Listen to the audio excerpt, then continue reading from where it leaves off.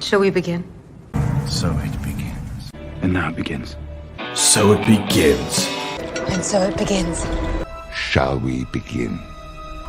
Shall I begin?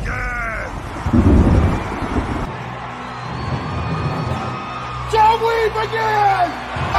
Shall we begin? Shall we begin? Seeing Crixus always shout that makes me want to work out. I don't know about you. No, probably one of the biggest influences psyche-wise is like enjoying a nice outing to the theater for a 007 like Daniel Craig film, and then you get out and you're like, God, I'm a piece of shit. I'm wearing gym shorts and sandals. I need to get in shape and get me like an Armani tuxedo and like just work out. You know, Yeah, exactly. You want to feel like those movies are like make you feel like the biggest piece of shit. Like, what am I doing with my life? You're like, man, they're out in the cold without a shirt and just and it's like, and we're like eating chips and soda. We're like, we got flabby belly. Man, yeah. Wait, were you on the Collective or the YouTube channel? I was gonna do it on mine, but I made the thumbnail on the Collective one on accident, and I'm like, fuck it, I'll just do it on the Collective then. So I've been on automatic pilot.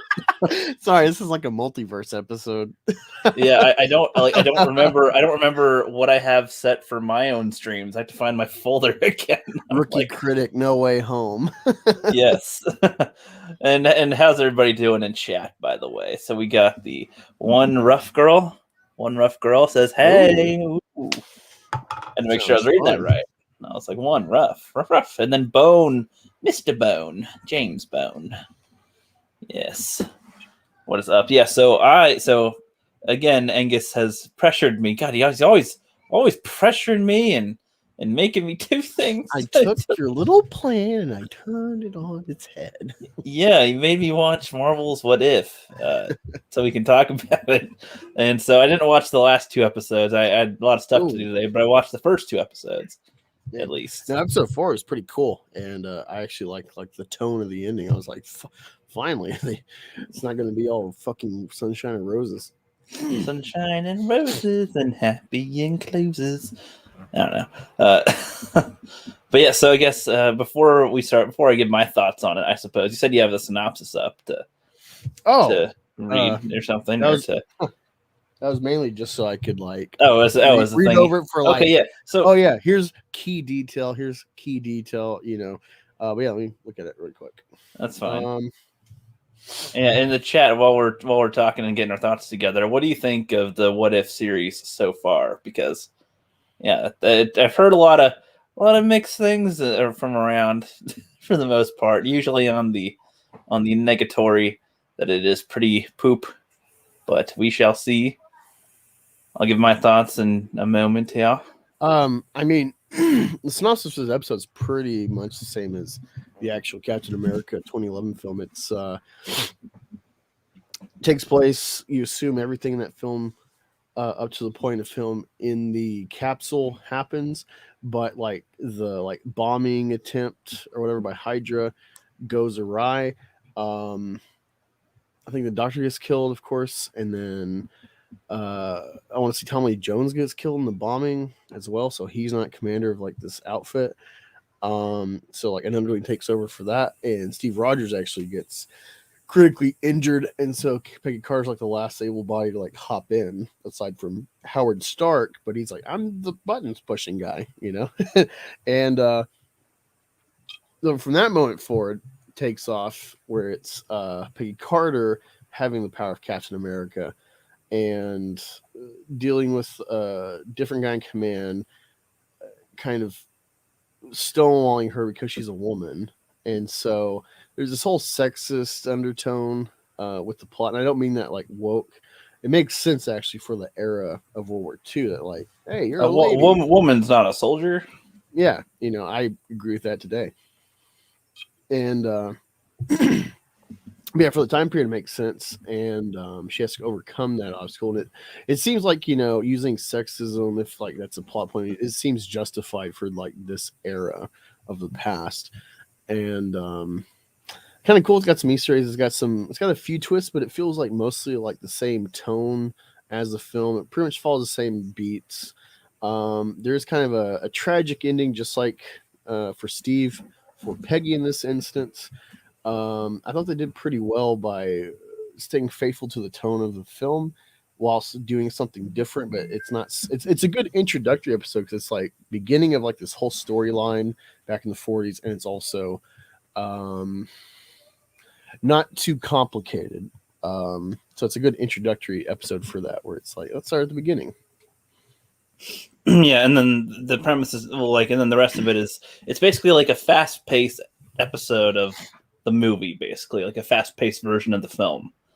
Yeah, of Captain America. Key points. Yeah, and it does. Hold on, kids are freaking. Okay. Yeah, from my perspective, it is very fast-paced. Like, there's really no like time to let anything settle or simmer for a bit. It's just moving real quick. Get to the next part. And just, I don't know, I took away from it that its main goal is to try to be comedic. I don't know, I didn't feel that much with it. It just seemed like they're trying to, make some jokes for the most part. And, I don't hate it. I just don't, it's not really of my interest, I suppose. Just not really something that I care too much about. But in the terms of like a what if scenario, I think they could have done better, especially with this type of scenario. That is a little odd. There's a couple of odd things, but I'll wait till Angus is fully back to get into some of those. All right, I'm back. Hear me? All right, you're back. Yep. Nice. Did you hear anything I just said, or no? No, I yell at my kids. Yep, that's okay. Yeah, so I mean, it's very fast paced. The thing, it's like trying to get it, as quick as possible to do it. It's about an hour, an episode, right? Or no, 40 minutes. Well, that's even more to my point with it. Then it's like boom, boom, boom, boom, boom. I don't know. I think it's a good change of pace, and it's like, all right, let's not like with shorter time, you got more potential for higher retention rates. Kind of like the YouTube Shorts. It's a way to kind of cheat the system. Like, I suppose I'm referring to something happens, no break. Next thing, next thing, and next thing. It's like just I mean, constant. they're toying with something like if you're watching this, you should be familiar with like what's changed this key event. Yeah, no, I understand. I understand. I'm just pointing out I don't like that type of pace of the quick pace in a short time. That's if this was like the beginning of Marvel, then yeah, it's like wow. Unless this is a kid's cartoon, then like whoa. But no, I'm totally fine with it. Like I like to. All right, let's get to the point. Like let's get to nitty gritty. And I mean, maybe that's a symptom of streaming culture, and like they've got to compete with Netflix and Amazon and their sales with Hulu, and HBO Max is a pretty good streaming service. So a lot of competition. So I think this is the way to. I think they're threading the needle pretty well by doing weekly release, just like The Boys, just like Mando. Mm-hmm. I suppose. So the initial point from what the Watcher is basically the narrator of the thing. And so the Watcher is like, from what he said, the point of difference is that Peggy is in the room instead of watching from outside the room. Yeah. Did you catch that part? Yeah, it's clear that she's on the ground floor. And it's like, wouldn't you be better up there in the balcony? Yeah, I did think it was weird that the Hydra bomber tried to blow everything up before the test was done. Didn't he do that in the film? Yeah, but he waited until after it was successful to steal it.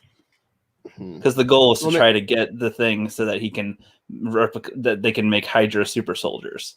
Well, it makes sense successful. To foil it beforehand. Well, no, I think it's even pointed out later or earlier. I forget when they're talking to people, or when Zola or Red Skull says something like they're like, this test has been done before, like with Red Skull, but it wasn't as efficient. Oh, see, I never actually understood Red Skull's like Red Skull is a super soldier type of thing, but it wasn't done quite right. You see later the Hulk is another version of that same attempt, but it's not done quite right.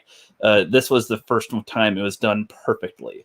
and the point was to get a copy so that Hydra can copy it. So I thought, so for me, I think if the point was that like the bomber tried to explode it a little sooner, that doesn't make much sense to me. But I guess I can wave that off with it, and then the events play as they do. Sure, but to me that seemed like a mistake because they're having him do it, and then she notices, and then it goes off before he even steps in the thing. I was like, that's I kind of don't weird. get why they wouldn't throw Steve in there anyway with him being shot. It's like this is supposed to like That's what I was thinking too. He's already super duper. Yeah, like wouldn't this be the one way to save him if that's the case? Okay, odd, but That's me thinking. And I assumed weeks after. Go ahead. Oh no, I was just saying that's me thinking about this weeks after. I'm like, you can still make him. Well, and you think before they put him in there, they injected him with a lot of stuff. There's a lot of needles in there with a lot of things. What were all those for? I don't know. Maybe it's like immunizations or something. I don't know. To me, it just so my issue. So the way I pick at it, it's like, well, I'm glad with them doing a change. That's fine. They just, to me, they kind of fudged the way they changed it. If they got some other things, because she just goes in there, or just goes in there immediately without any of the prep that they established beforehand. It's like prepping a gun. Like you have all this stuff you need, but then you just go, oh, well, I'll just grab my gun, and it's like already formed. It's like, well, wait, you said, but you need all these other parts to make it work. No, I just need to go and grab my gun. I don't know, or something. Like you don't need the. It seemed like those were important. It seemed like those were important. I'm not saying you, just you. Like it's kind of just nitpicking. Like I can't think of any examples off the top of my head, but I know I've seen it in films where it's like, oh, like he's hurt, so like this super thing is the one way we can like save him, even though it's like I think they did this in Attack on Titan, where it's like two people are hurt, and it's like, who do we save? Do we save not Aaron, but the blonde kid or like the leader? And they end up giving like the shot to his friend, the blonde kid, but he becomes like a Titan. I haven't seen Attack on Titan. I have no idea what you're talking about. It's pretty good. The last season, first half went like, whoa, what are we doing? Like, holy shit, they really like took a left turn, but I like it because I didn't know what to expect. Up to like I saw, I think up to season 3, but then I just like fell off, and then my friend's like, oh yeah, Aaron becomes like Hitler. I'm like, that sounds cool, because it's all about like they're living behind walls trying to like not die from these Titans. They can't figure out where they're from and anything, and it's just like the life they're stuck with on like this island. And like you learn it's this whole big thing that like everything they thought their society's been built around has been kind of a lie from the outside world. They've been secluded. Yeah. But I don't know. So like what I'm doing, like, yeah, I mean, I'd say nitpicking is fine because I'm not saying these are huge flaws. I'm just going through what I saw. I'm just going through what I saw. I kind of agree, but it's something like half the time I can watch something like really pick it apart in the moment. Other times I just absorb it like a normie. Well, but I mean, that's what I'm saying. I'm watching it and going, well, wait, that's wrong. Oh, that's wrong. That's wrong. And that's not, that's even before the point of the what if is supposed to change is all. So like my whole thing is like, if you're going to do a whole, what a point of difference, to at least get that part right, the initial part, that'd be preferred. And then if there's some differences throughout, then that's a little different. It's like, okay, well, things are different after this point. So of course, like if you were to copy something and you like missed a couple of things, it'd be noticed. That's basically the point there. But anyway, going on to it. So she gets the serum and everything, it works. So that's fine. And she comes out noticeably buffer, and he's like, oh my God, you don't need heels anymore. All right. Because she's like way taller now than him. And yeah, then they just scoot along to the next bits. Just watching it right here. So after that, she wants to go into combat, but the guy's like, no, you're a lady. The whole thing was awful. It was horrible. It was bad. And yeah, I agree with your part here. He's like, women aren't supposed to be on the front lines here, so let's, this was basically a waste. And then I'm trying to get the timeline of events because it highlights stuff but kind of skips around as well. But then I think there's also a flashback point ish.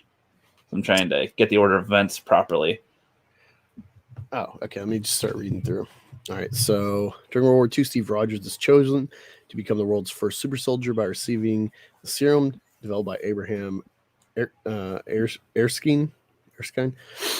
When Erskine asks if Strategic Scientific Reserve agent Peggy Carter wants to watch the procedure from a safe distance, she chooses to stay in the room. As inventor Howard Stark prepares to put Rogers through the procedure, Heinz Kruger, a spy from the Nazi science division Hydra, attacks the lab and attempts to steal the serum. He kills Chester Phillips and shoots Rogers before Carter kills Kruger. With limited time to complete the procedure, Carter volunteers to take the serum. She is successfully enhanced, but new SSR leader John Flynn refuses to allow her to join the war because she is a woman. All right, so next in Norway, Hydra's leader, Red Skull, obtains the Tesseract, a powerful artifact that can manipulate space, which he plans to win the war with. Flynn refuses to send anyone to stop Schmidt, but Stark secretly gives Carter a costume and a shield made of vibranium, which he uses to attack a Hydra convoy and successfully retrieve both the Tesseract and Hydra scientist Arnim Zola. After the success, Flynn promotes Carter to a combat role, and she becomes Captain Carter. Okay, yeah. So going through, so why don't you comment on that next bit first, then, on what would you take away from it, or would you like from it? I'm not sure how you want to go about talking about the first two episodes with it. I just assume we're going, just scene by scene here, I suppose, kind of going through it. I thought it was fun. It's cool seeing her fight and stuff. Like when she gets out of the pod, even though she's like taller and buffer and stuff, she still seems feminine. She's wearing like her slip and skirt, and it's like, oh, you are bigger. Like they comment about this, like like she's a big breasted lady. She's like tall and buffer, but she doesn't seem masculine. Like with. You see this with like extreme fitness chicks where they got like fucking washboard abs and like biceps and like jack backs and stuff. It's like, yeah, women can get like very masculine looking and it's not appealing. And I don't think it just makes sense. Like if you jack a woman up like that reality, that like some features are going to start getting muted. Like that's one of the things, like really fit girls in high school and stuff, like their periods start later because like you need a certain amount of fat to like really properly induce like puberty fully. So it's like this is already a documented thing. Also, like malnourishment can hinder puberty in girls and delay it. And so that makes sense to me. Like her look, it wasn't like it's not like Taskmaster where it's like 90% of the stunts were by a guy and then they like mocapped a chick's head on a man's body. I didn't see that. Like, I watched with Max. I watched the breakdown of Anna's stupid ass video, and this whole like woke because she looks masculine. Like it's some grass met straws because they can't really tear apart this episode. Like it's fine. Yeah, I mean, her look didn't really bother me. It seemed fine.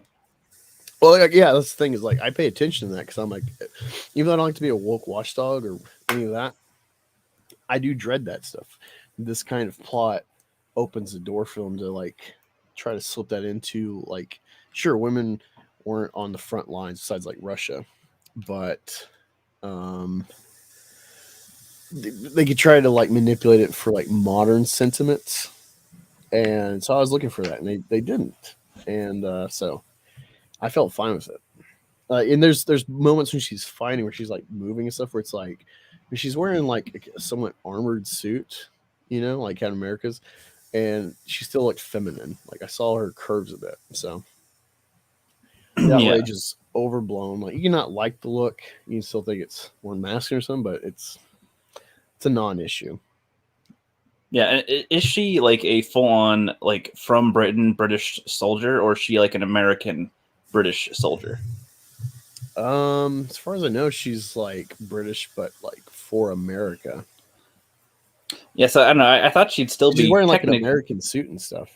Well, no, but it's like Captain Britain still. So Yeah, that's why in my head I'm like, well, she'd still technically be Captain America, just a female one. Yeah, like that's Technically, because like she's a British citizen, but she's it seemed like Howard Stark made that choice. Like, hey, you're British, so I'm going to make you a British one. And she's like, well, I'm American. And Oh.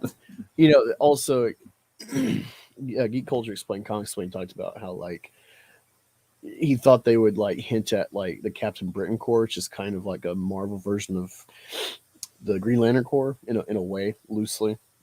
There's a lot more like fantasy cosmic element to it. There's like a central like I guess multiverse like layer or something of the Captain Britain Corps, but so yeah, I think they pulled back from that because that kind of I think ties into like X-Men stuff, at least with modern day Marvel comics, because like I think Betty Brant is the female. If I'm not mistaken, I think it's Betty Brant is the female Captain Britain. I remember reading about it, I think in Excalibur recently. So I've had a lot of info dump from Comics Explained recently, so it's like hard to like tie it all together if you haven't read it. Yeah, I have no idea what you're talking about. I haven't looked into that stuff, but yeah, so she's fine as it is, and that's all right, I'd say. But then I guess again, I don't know because it goes quickly here with it. So she's still trying, she's like, okay, still like Steve, still wants to dance and all that, still wants to do it, so that's all right. But Howard randomly makes him an Iron Man suit. Yeah, I don't get how that came into play. Hydra Crusher. From what I saw, like that's like a new thing. It's not from the comics. Like that's like kind of a new twist that they just added for this what if story. So it's like new canon, I guess. Well, Like a new canon like idea. Right. See, my only thing would be I don't care about where it comes from in the comics. It's just if it's supposed to what if the movie, that doesn't really work as far as like a possibility, because like what he just randomly your Iron Man suit basically, just like I don't see how that would even like give an inspiration to do anything. Like nothing in there hints at him wanting to build a suit. Well, I mean, so that's just kind of weird. That's like not a good what if you're trying to, because it's like forced. It's like that's just pushed in just because. I could see that, but I don't know. It makes sense, especially if like Captain America, Steve was supposed to be the super soldier guy. He gets hurt and he's like, hey, like I'm like a weakling, and I was the candidate chosen, and then things went wrong. It's like, hey, I still want to like fight. How can I help? And I'm it's like some of those like you can kind of assume the background type of elements where it's like, oh yeah, I'm sure Steve probably like, hey, can you like do something for me, Howard? I don't know, but then it's like, did Howard like, so then how is it powered? He's made the arc reactor first time there now, or not? Like, I don't know. There's too many technicalities to that. I think that makes it kind of forced. Let me look this up really quick. Just kind of randomly being there now. It's just kind of like, okay. Because then it's kind of like, I don't know if they were to be like, okay, well, and then Wolverine also joins her. I'd be like, well, yeah, that'd be cool, but like that doesn't make any sense based on, being a what if off of the first Captain America film. Like, not really. Like, there'd have to be something that happens that can make that make more sense, but I'm not quite sure. And even see, like, I could see there being something where, like, if Steve and Howard had some type of conversation and some inspiration happens with that, where they could end up building a suit, but it doesn't seem like it's just like, oh, just pretty much it looks like just like the Iron Man suit from before. Just seemed out of nowhere. I'm trying to read MarvelUniverseFandom.com about the Hydra Stomper, like if there's some detail. Okay. All right, so presumed dead says Rogers, Carter, and the Howling Commandos were sent on a mission to intercept the Schnellzug, whatever, which the Red Skull was on. As needed on the mission, Rogers needed confirmation that the Hydra leader wasn't dealing on the train, so he broke the hull of the train to gain it. Let me see.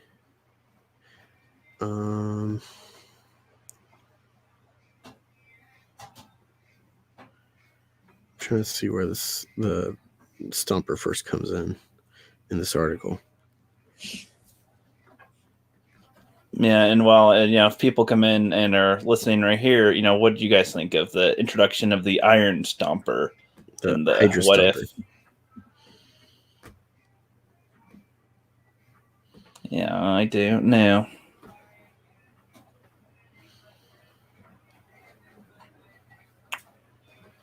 Oh, Yeah, they get the Tesseract when they got Zola. So Stark used the Tesseract to power the suit. So that's just quickly. Wow.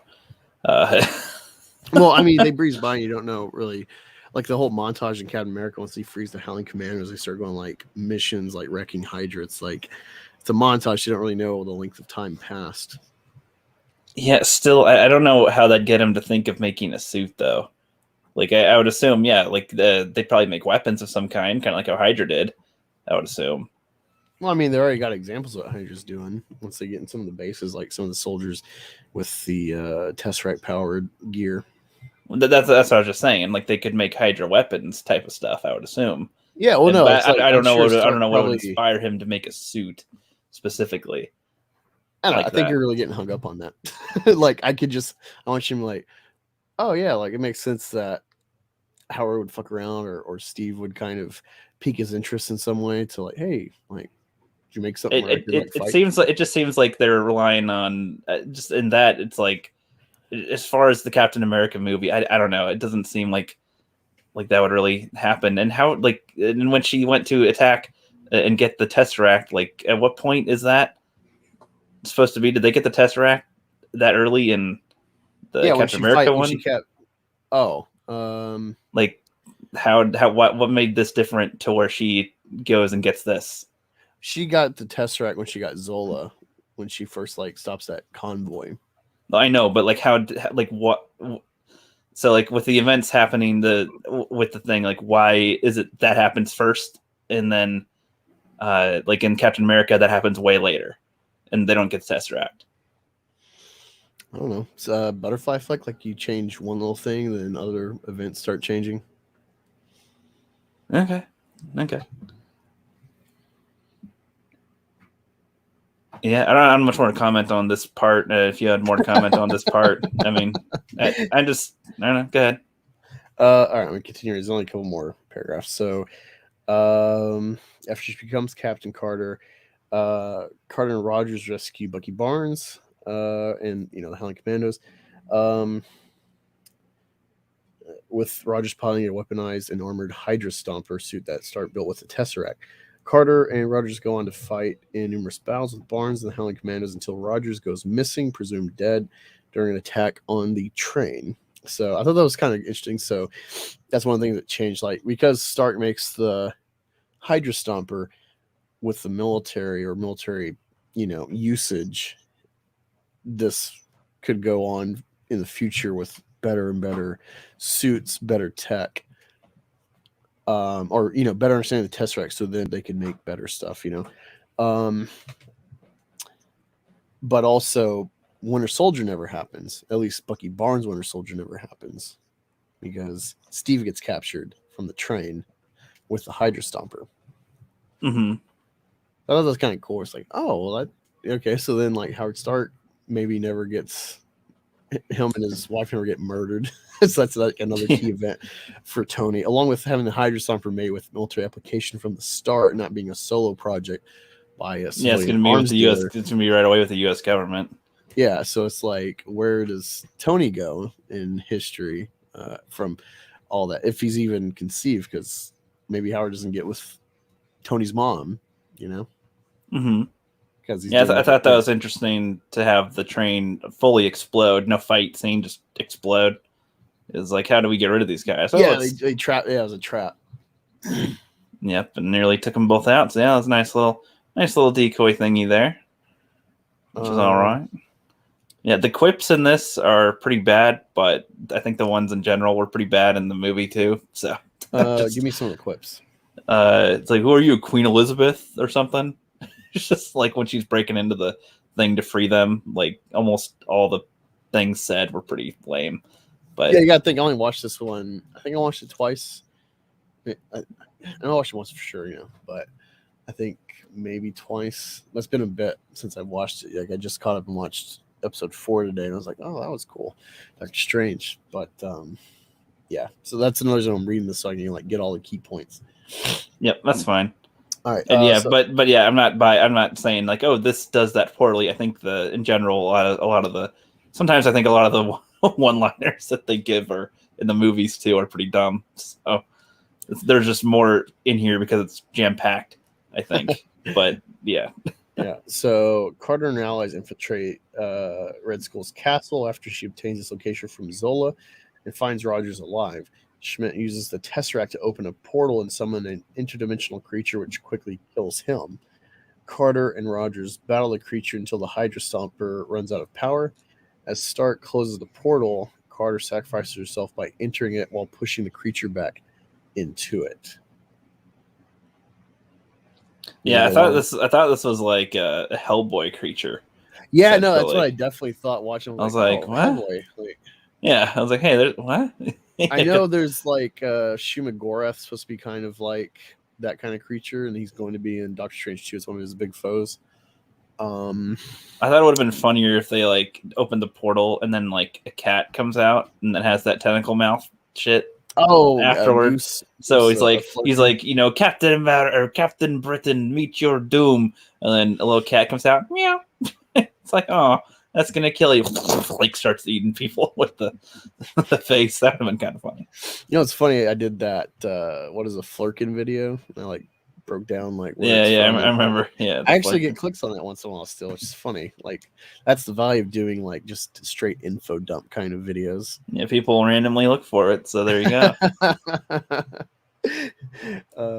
Someone's crying. Like I don't know if it's my whole channel or I don't think I said anything really negative. It's been a while since I watched it, so I don't remember all I said in it. But it's mostly about like reading the the first modern Captain Marvel comic to like find what is Goose, like what's his range and stuff, his powers. Explain the Flurkin. I might say something like, I don't think this movie's gonna do hot, or I don't know. I'm fine with Goose the cat, the Flurkin. That's just wacky, stupid, Yeah, but in this we get some different monsters, some different creatures, got a gajillion tentacles, and crushes Red Skull pretty much right away, and then it's a big old deal. Everybody's got to hurry, and she's got a sword. I don't remember if they made a point about the sword. It's just a random sword. Or not. Where did she get that? I don't know. She just randomly had it at some point. I don't remember if she even like entered the Red Skull's place with it or picked it up while there. Yeah, well, it's a castle, so maybe he has like sets of armor on display or something. And it might have been picked up somewhere around there. What's up, Timothy? Yeah. And then the last paragraph says, almost 70 years later, the Tesseract opens another portal, which Carter emerges from, meeting Nick Fury and Clinton Barton. So, reading that makes me think about Ant-Man in like in-game stuff where it's like quantum realm. So is that, I don't know if the quantum realm's tied to the Space Stone, because then that makes you think like, well, if that's the case, because it seems like she didn't age at all. Like she's just been there for a minute, but it's actually like 70 in this realm, like our reality that she comes back to. So it's like, wait, could you travel in the quantum realm with the Space Stone? To be honest, I don't think they did. I don't think they in the movies in the MCU explained the Space Stone very well, because it's extremely different compared to the other ones and seems to be able to do far more stuff. Yeah, like it's a teleporter through space. It can also be made into weaponry. It can also give Captain Marvel superpowers that's like better than anyone. It's like that. Jesus Christ, what else can it do? Like, I didn't even realize I was talking to you that like, Captain Marvel already sucks. Like they've made her a Superman in the worst way without a character really. And because she's a woman, she's always got to have these like, especially modern day Captain Marvel, they keep interjecting this kind of like fuck men attitude. Yeah. Even though she's supposed to be dating Rhodes, at least in some iterations. And yeah, I didn't even realize, like, oh shit, like, wait, Thanos barely beat her by like yanking the Power Stone out to punch her, and it's like, wait, her power's from the Space Stone. It's not even the Power Stone. Like, what the hell? Yeah, like she should have the ability to teleport and maybe shoot beams, maybe, I guess. But even that is kind of weird. Like in Captain America, when they were making Hydra weapons because of the Tesseract, I'm like, well, it's a space stone. What is this? I don't get that. But Oh, I mean, you know, energy, but it's whatever, I guess. Yeah, no, it's and like, I can whatever it, but it's still like, well, then with the other ones, like, can you make a Power Stone weapons, like, or you know, same with the other stuff, like they have energy. You know, can you make a time weapon with a pistol? I can, you know, shoot you and it'll send you back 5 seconds, and then I can punch you in the face or something. Like, yeah, you think I don't know, could that'd be maybe something. like make a weapon like a sling ring with like the portals, like Doctor Strange. Yeah, like that, or like I said, like, you know, like I shoot you and then you go back 10 seconds and then I can do something to you. Yeah, but no, like I'm really thinking about like the quantum realm thing with this, you know, like this is all within the MCU and retooling it for what if scenarios. But like she goes to this portal because of Space Stone, and then comes out 70 years later, our time, but like has an aged A couple seconds for her. Yeah. Yeah, then it's like that's like the Yeah, quantum. that's kind of weird. Well, yeah, and you know what? That's another thing too, because the Tesseract is on our side, and like in the Avengers, like Clint says that doors open on both sides, but it's like, well, do you need another stone specifically to open it up on our end, or what does that take exactly? I don't know. Like, was Loki able to because he has the Mind Stone, or like because then I don't know, because then she came through here when it wasn't. So it's like, I just think in general the MCU hasn't answered that necessarily. Yeah, no, they like how they definitely. So write, I'm just wondering for nothing because it's not going to be answered. yeah, no, they definitely generally write and have written this stuff for like lowest common denominator audiences that'll just like okay, and like no one really, Because it's like, can't Yondu just randomly come through if the wherever the Tesseract is or something? Because why not? Like, I don't know, just they can open on both sides. I don't know. yeah. Just, That's you know, like I see. That's why I like this episode though. Like the emotional beats, like especially the end where it's like even when you like change and you know over time it's gonna be more and more drastic. Like she still ends up having like a tragic love story with Steve. You know, it just reverses. yeah, I suppose. I mean, I just kind of saw it as like, all right, that happened this way instead. Like, I don't know, I didn't really feel the emotional beat to that. It was just like, yeah, that happens. I don't know, you're weird though. Like me, I really buy into those emotional beats like that, and those like you know, say, flip of the coin kind of see the other side of it, and it still turns out same kind of emotional payoff or lack of it. Except for now, it's going to be Peggy in the modern time. Oh, let's see how different that's going to be now. Now that could be different as far as like, you know, people. I don't know. Do you think that if they were to continue it in the present with her, would it be fine, or do you think that it would go in the woke way or not? Oh, they would definitely like. That's. I'm wondering if they're actually going to do a second episode with her, of like leading into like Avengers. You know, so that's kind of what I thought the series was going to be. The way I imagined it was that like they do seasons, but each season would be episodes with what happens within the what if. One twist. Well, yeah. So in a way, through each episode. So then, in a way, things like the Iron Stomper and stuff, the Hydra Stomper or whatever, and other things could be more fleshed out when there's differences. Is what I was kind of thinking, because I think those are interesting concepts, but it's just done so quickly. It's just like, well, it happens. It seems like they happen, and it's like, okay, hold on, okay, and then that's done, and I'm like, oh well, okay, next one. Oh fuck, okay, a little too quick in my book, but that's all right. Next one. the T'Challa from space. Now, one of the criticisms a lot of people had that I heard about was that everybody just totally sucks his dick. Yeah, they kind of do. Yeah, no, that's definitely that was kind of obvious from the annoying. race, so I'm like, what? Like So they do that, and so then you think, well, it's T'Challa, so is like is he still like tied to Wakanda at that point? Like, oh, he's like known because of his hierarchy and also going to space, building a legend in across the universe, across the galaxy. And no, not I mean he kind of is, but like it's not tied to Wakanda at all. So it's like, I mean, it kind of makes sense that they'd be sucking him off because of like all the good he's done across the universe with the Ravagers, But I don't know. I feel like people at most would be like, that guy, here's a drink at most, rather than like, oh my god, it's this guy. Oh my gosh, cool. You get his picture with me, and you're so cool. And oh my god, it's like it's overcompensating in a way that's like, I don't want any protagonist in any story that I follow to be loved to that degree. That is that is beyond acceptable to me. I'm not a fan of Richard Meyer for where he's gone since he got name in Comicsgate and kind of start all this. But a video I always go back to that like really stands the test of time about what we're talking about with woke and shit. He's like the Disney fangirling. And so he has this video about like Miss Marvel, like Kamala Khan. And like I think she's trying to join the Avengers, and she's like, oh my god, like Captain Marvel and whoever else in the cast at that point.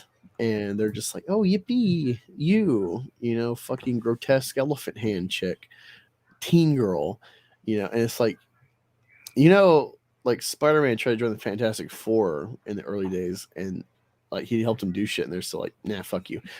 And it's like, I get stories are different, so that's fine. It's like what's the draw if everyone's just like head over heels already about like a character supposed to be like going through the ringer to like be an all-star? She's like a bullshit character she's a diversity hire character, like I can't think of the chick's name. It's not needed Sarkeesian, but like some Muslim chick that works in like editorial at Marvel.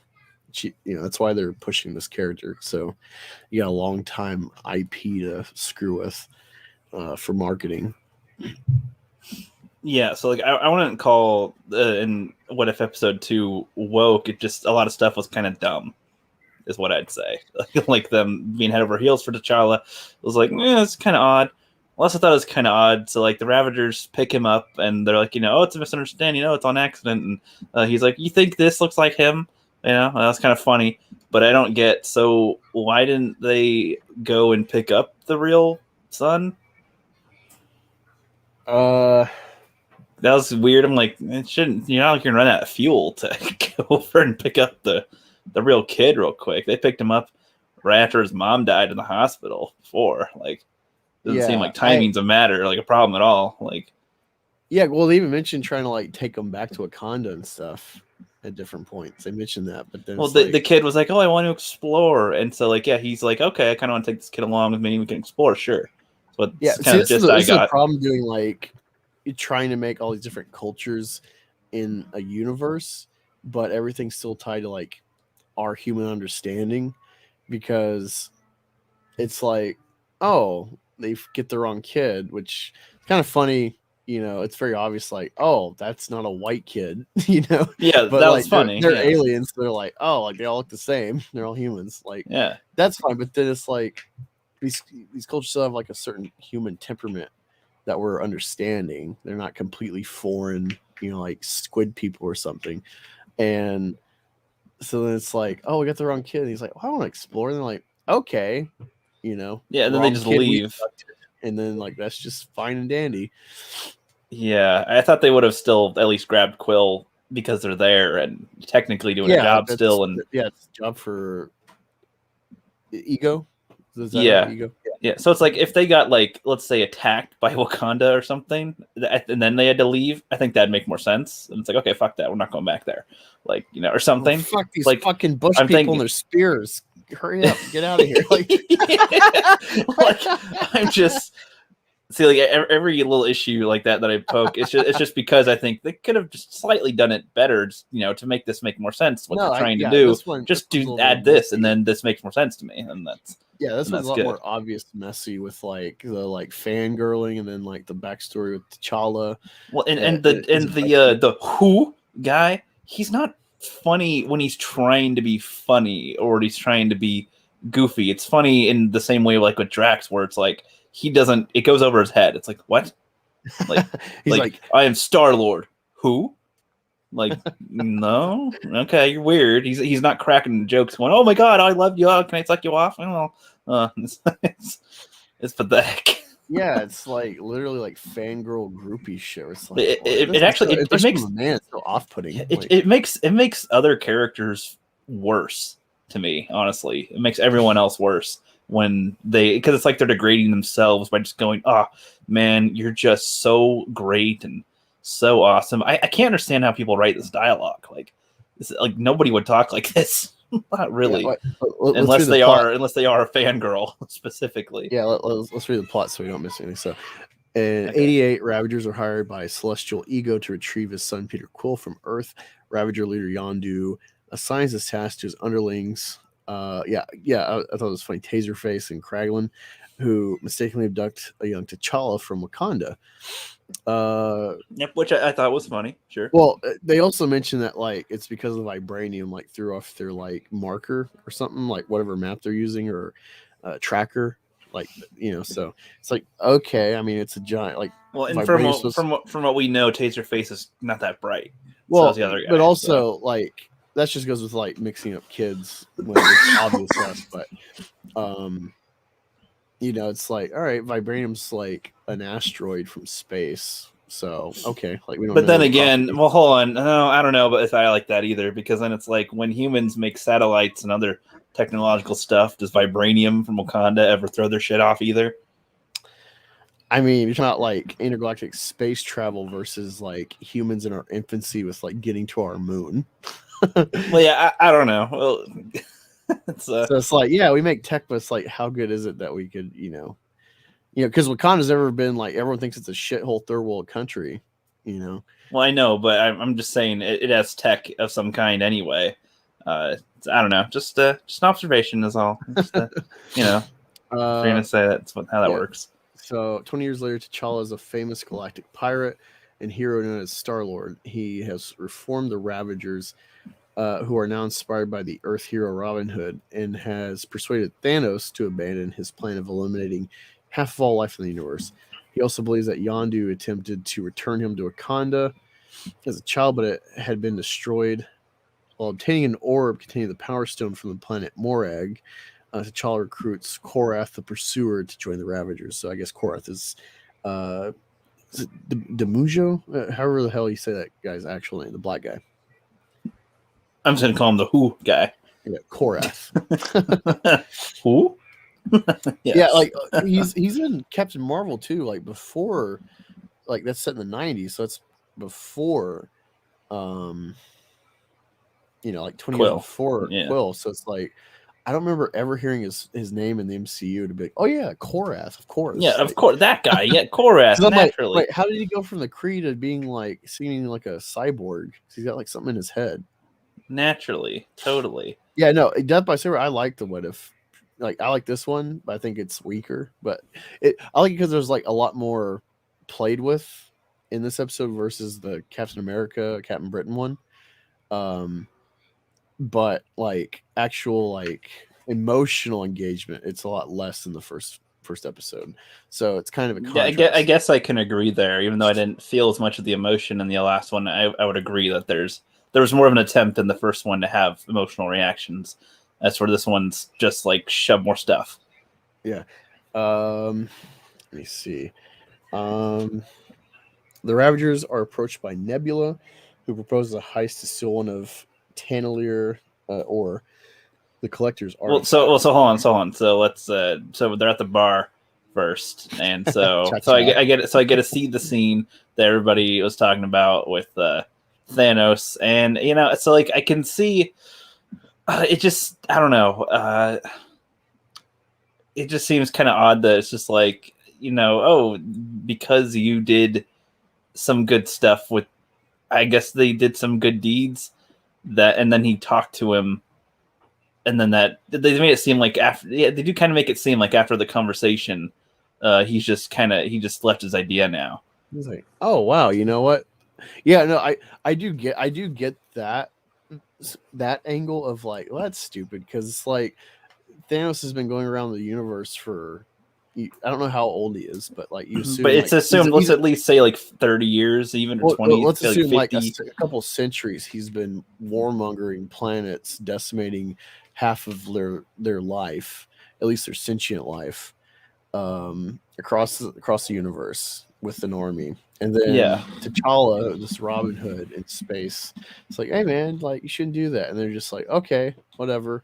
And there's no like, it's kind of like Vader. Like if Vader, like they had to write Vader to die because then you have to think about all the blowback if he lives. Like, do we throw him? He goes over to the rebellion and goes, "Hey, bros, sorry about that. I realized, genocide everywhere. That's not the right way. Yeah, my son, we didn't even fight. My son just talked to me, and I was like, hey, never mind. We didn't even fight. I was like, never mind. I guess I was wrong. I just needed to hear it out loud, an argument. I was like, hey, no. Yeah, like Star Wars Old Republic. They kind of address that. Not that you follow like the aftermath in detail, but like Revan turns out to be like the fallen Jedi this whole time. Like it's the twist where it's like, oh yeah, you are actually bad guy number one, and bad guy number two is like taking your mantle, and now you're enemies. But like you essentially you have amnesia about who you are. Yeah.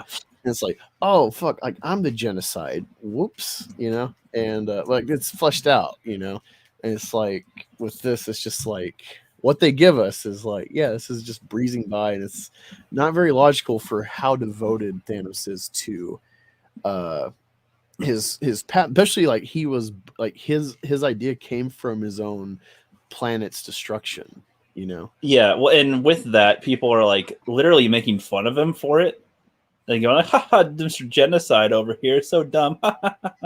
And it's like, even if he were to somehow be convinced that that's not the right way, I think he'd still be like, everything I'm doing was to try to better stuff based on my experience, so fuck you.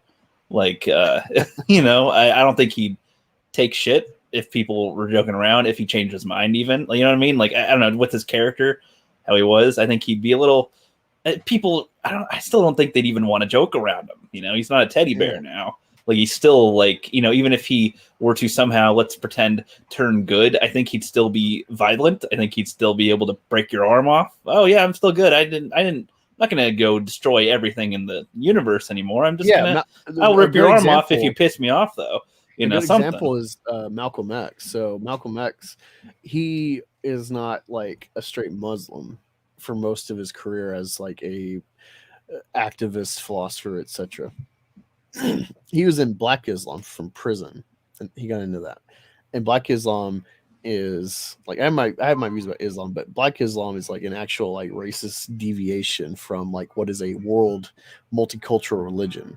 And so they like have this whole mythology that like white man was something made by the devil and shit, and so it's very racist. And so like that's how Malcolm X got so popular. He had this very like hateful, emotionally investing sentiment that people got behind. And then he started getting he started learning about like the leader and shit, and how he like all these, he's telling all this like religious shit, but then like he's whoring around with all these secretaries and stuff, and then like to like shut them if they put gag orders on him and stuff. So then like he ends up going to Mecca, like the kind of like Jerusalem or Rome, like a holy site, and he sees, oh, Islam is like the world, it's not like this black shit. And that's actually what got him shot in part, was like black people shot Malcolm X. It wasn't like FBI or anything, it was black people that killed him.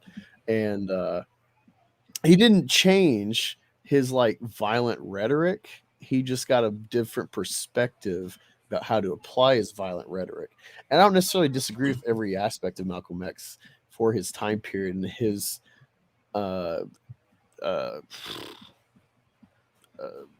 background and stuff. You know, like his family house got burned down. Like the firefighters just watched it because they were black. You know, that's the kind of shit he experienced as a kid. So like his sentiment makes sense. He is in line with like a Thanos kind of character. You know, or like Magneto. You know, like his violent tendencies make sense at the least. Yeah. But yeah, it's like, you know, he adapted from an experience going to Mecca and stuff, but he didn't just like overnight, just like, oh yeah, forget everything I was about. I dedicated my life to. Like, Yeah, and then also T'Challa is totally sweet and awesome and cool.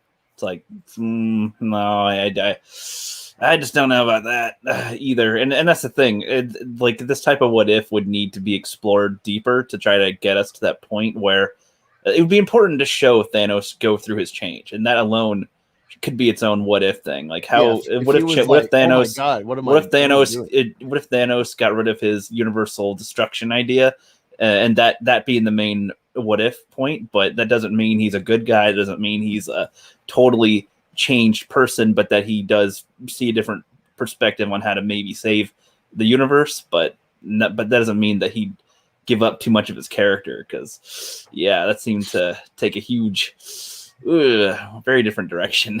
Death by Saber, I really love Loki. I thought it was very thought-provoking, like the whole free will predestination aspect of the whole thing, and like where's it, you know, what's it leading into, the cliffhangers and all that. I thought they paced it really well for my taste, and just being different from like the standard like shoot 'em up, pew pew superhero kind of shit, punching. But WandaVision, like I like the kind of like reflecting on her backstory Ultron shit, but that show is dog shit. It's not worth the watch a second time. Wasn't really worth it the first time. That one episode could have just been the movie. Especially the Pete Boner thing where they got Quicksilver in there, the X-Men Quicksilver for no reason. Like, oh yeah, that's actually just Pete Boner. Now it could still be a twist. It's like, oh yeah, actually we are like we're doing multiverse shit, and that actually is Quicksilver. But yeah, so far I'm like, what the fuck? And Falcon and Winter Soldier. But when it comes to a point where you can't even get hyped for something that they tease, then it kind of defeats the purpose of a tease, you know? Yeah. And I'm one of those people, like a lot of people got triggered about the whole like Kevin Feige didn't want like a white man savior with Doctor Strange and WandaVision. But I kind of, at least playing devil's advocate, I kind of read it as like, look at the time we're in where it's like white man bad, like every second of every day from the media. I can't have this tragic woman be saved by white man. Like, well, in Black Widow, they wanted to have, people were like, hey, is any other Avenger going to pop in to help her? She doesn't need help from the boys. It's just like, well, that's not the point. Those are her family. It's, that was, well, you got to think it was a woman director and the whole Me Too angle, which I thought was actually legitimate. But like the Me Too comparisons, like for an actual problem, like child and woman trafficking, sex trafficking, as an allegory for Black Widow and their whole system. But the reason didn't. But yeah, no, I actually agree. If they would have brought, because she's just a fucking human spy. Ooh, yeah, cool. Like she does the nitty gritty work, like info dumps for what the Avengers are assembled for. But if you actually got like a superpower, or even a suit like Iron Man, this like I want to see that. Like I don't care about this chick, you know. So versus if it was like Scarlet Witch, and it's like, oh, I want to see that because she's a superpowered, hero. Like, it's so limited with Black Widow. So, yeah, I actually don't blame them for not bringing anyone else in. Well, I know it's just the reason to not bring anyone else in is stupid. But within universe, that's fine. But their outside reason is dumb. It's just like, she doesn't need help from boys. It's like, well, that wouldn't be the reason why they would help. It'd be because they're part family, and they're, as far as what they're concerned. At that point, but anyway, for me, if it was a woman superhero, I'd be like, oh yeah, I want to see her, not Black Widow. Like an actual superhero. but yeah, anyway, back to the what if here with it. Yeah, so the Thanos thing, I think that the whole point was, wouldn't it be funny if like he was on the Ravagers and was a good guy, like that, and that's it. that's the thought. So it's like, okay, Yeah, I thought the humor was fun. Besides him, like, oh, I'm just saying, half the population, and it's like that joke was like, especially multiple times, like he's trying to like convince people, like, hey, this wasn't a bad idea, and yeah, it seems like they forgot what it's from. It's like with somebody who just like slaughters people constantly, and then it's just like, yeah, it's like slits. It's as easy as killing younglings. Just cracking jokes, babe. That's another problem. That's another problem is like that main element of Thanos is lifted from the comics, and it's like there is like that element of like preserving the universe or whatever, like the 50% whatever, but like it's mainly like an MCU adaptation of like they took like an element of his philosophy with what he wants to do and made it like this whole kind of psyche.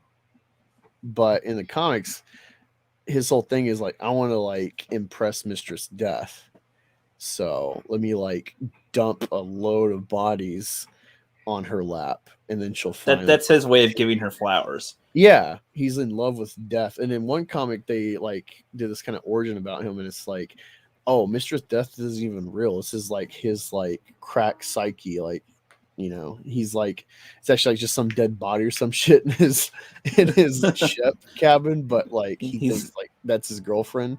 So it's like he's of mice and men. He's of mice and men, but a titan. Yeah, he's like an actual mad titan in that, and it's like, oh, that's a cool perspective. Yeah, so it's like, yeah, like when you just make it about like this saves the planet because like I've done it through warfare. Let me just do it really quick with a snap across the galaxy. Then like, yeah, like that's where it gets to, because it's like, well, his whole initiative, plus like he got his whole backstory of like he came up with this from experiencing Titan's destruction from within. So like I don't think it's going to change, because Robin Hood's like, hey man, like you do need a lot more duration or like examples of like the good T'Challa did, where it counters whatever good long-term outcome Thanos's like wars have caused.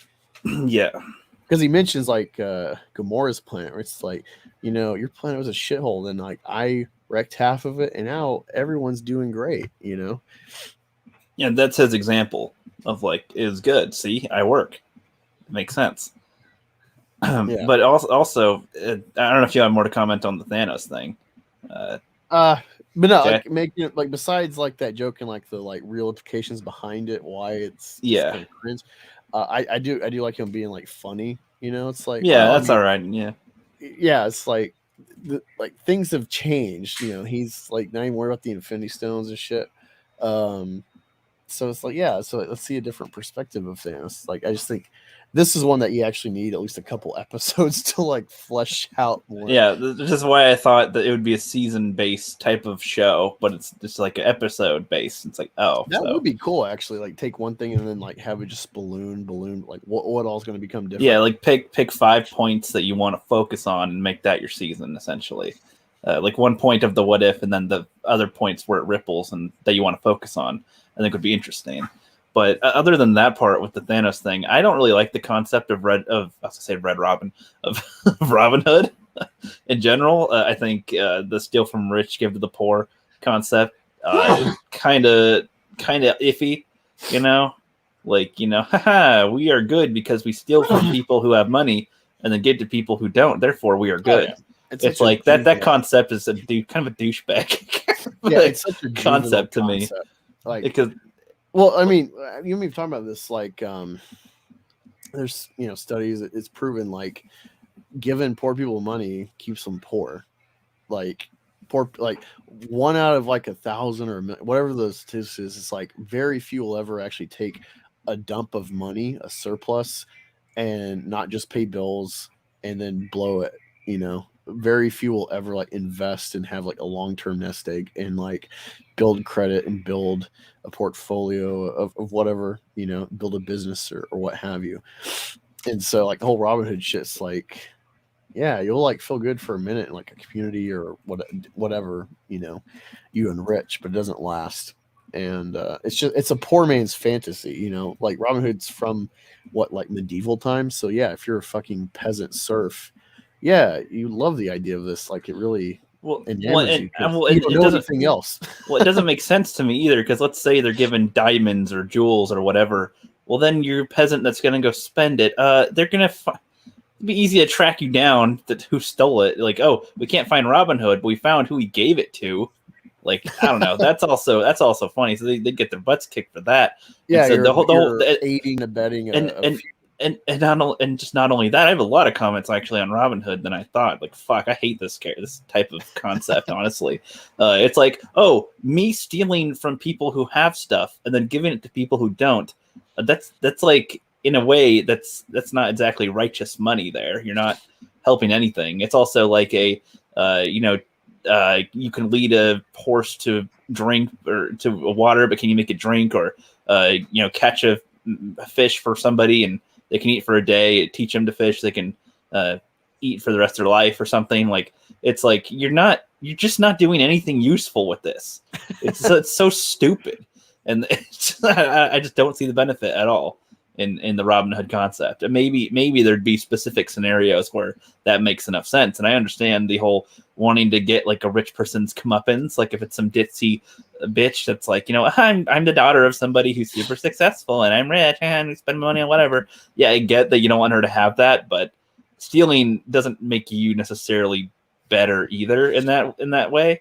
Because you also didn't even earn yourself any of this. You stole it from somebody else who had it, even if they didn't earn it themselves. Like you're not making a cycle where you've earned it either. Yeah, classic like mobster films or like kingpin films where they, sure they do all this crime and they get people whacked and stuff, competitors or enemies, but then like, hey, they're in church every Sunday and they like, have a big shindig for the community and this and that. It's like part of it's like clean their conscience, but like that shit's better actually, because it's like, yeah, you're like preying on like people doing drugs and shit for like your profit, but like those people are shitbags already. They're weak links. You're just taking advantage of like their weak link in enriching others who will actually do something. Like that's more righteous than Robin Hood, because at least you have like choice transaction. Yes. I agree, and so I almost one of these days I want to watch a stupid Robin Hood movie and see. I might lay into it. I didn't think about the Robin Hood concept that much until this episode. I was thinking of I was stewing on that for a little bit. Well, I think I'm like, oh man, that pisses me off kind of. I think the like actual Robin Hood backstory is like, not that I know if he's a real character or not, but just like the core of it is way deeper than just like steal from the rich, give to the poor. It's like there's more personal concept, and then there's more like it's like the government's like bending everyone over backwards for their own sake. It's like like, hey, let's steal money from like the cathedral because like they've been like selling indulgences and shit. Like they're preying on poor and dumb people, swindling them or upcharging, or like it'd be kind of like Jesus in the temple, where you're in the temple, so this is religious, so this literally shouldn't be for profit unless it's already distinguished that way. But like the money changers would gouge people for currency swaps or selling them like sacrificial animals. So like that's why Jesus was righteous, like beating those fuckers out of the temple because they're perverting like the house of God. That's what Robin Hood's supposed to be. But like what the takeaway is, like, yeah, communism, it's redistribute wealth. It's like so maybe so maybe what he did made sense in that context. But yeah, like the main takeaway everyone else takes is steal from rich, give to poor. And it's like that alone is doesn't make sense. Really stupid. So that's the Ravengers now with T'Challa. It's not really the best way to do it, but all right, that's what we're stuck with. So moving on with that, then we get to the Nebula bits. First Drax is a bartender, and because of T'Challa, Thanos or Ronan never decimated Drax's homeland, which killed his family.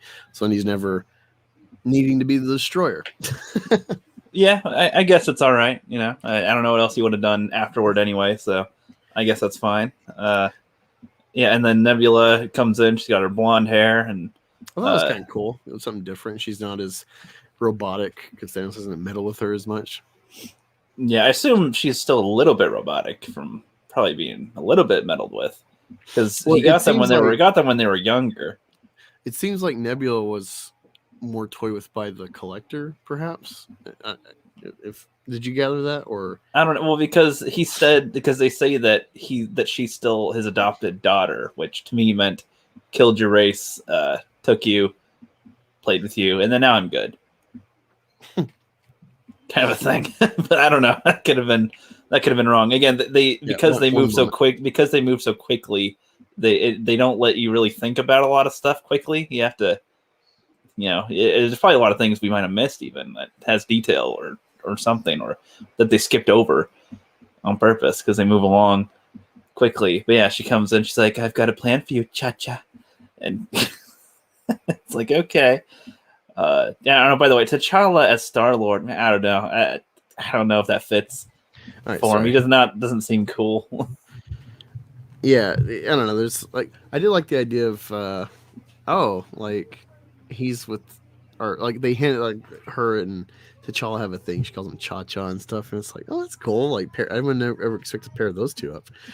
That could be fun. Yeah, I guess in like, yeah, sure, but like as far as the concept of him being Star-Lord, I don't know. I thought Chris Pratt does a better, or Peter Quill seemed to do a better Star-Lord. I don't know. It's because he's not.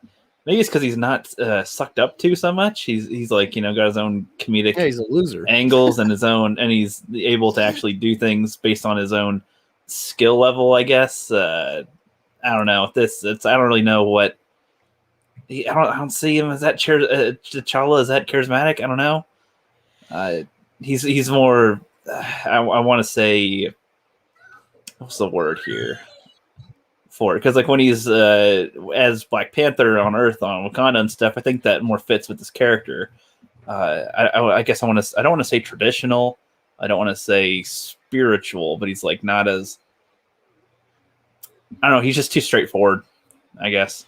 That's like Star-Lord. What about now? You sound clear now. You just kind of sound a little garbled. A little bit gobbled. I was kind of figuring out the words a little bit. That's how I was talking for a second. I was thinking of what to say as I was talking. No, I meant like your actual mic sounds garbled. I don't know if the chat hears that too, or if it's just my earphones or something. No, it's not all gargly anymore. Yeah, communism there in the household. I don't know. I don't want a PS5 right now. It's too expensive, and like there's not much games for it, and yeah. Indeed. Yeah, we can move on to the next part. So they get a job to F with the Collector. Yeah, I did like this whole kind of heist setup. Let me see. Ravagers are approached by Nebula, who proposes a heist to steal Collector's artifacts, the Ember of Genesis, cosmic dust cable of terraforming ecosystems and eradicating galactic hunger. At Tavon's headquarters on Nowhere, Ravagers distract his Black Order henchmen while Nebula and Yondu offer him the orb, which allows T'Challa to infiltrate Tavon's vast collection of artifacts. He finds a Wakandan spacecraft that was sent in a search for him and realizes that Yondu lied about Wakanda. The Ravagers are all captured when Nebula seemingly betrays them to Tavon. Yeah, I thought it was kind of cool that Tavon ends up getting the Black Order. So that's kind of cool. Like I didn't expect them to be in the plot at all. And I was like, oh, someone else got them. Like, that's cool. Yeah. It's kind of cool to see Proxima Midnight and Ebony Maw, and I can't remember the other two guys. Corvus Glaive. That's quite the stripper name. Ladies and gentlemen, Proxima Midnight on the pole. There we go. Or something.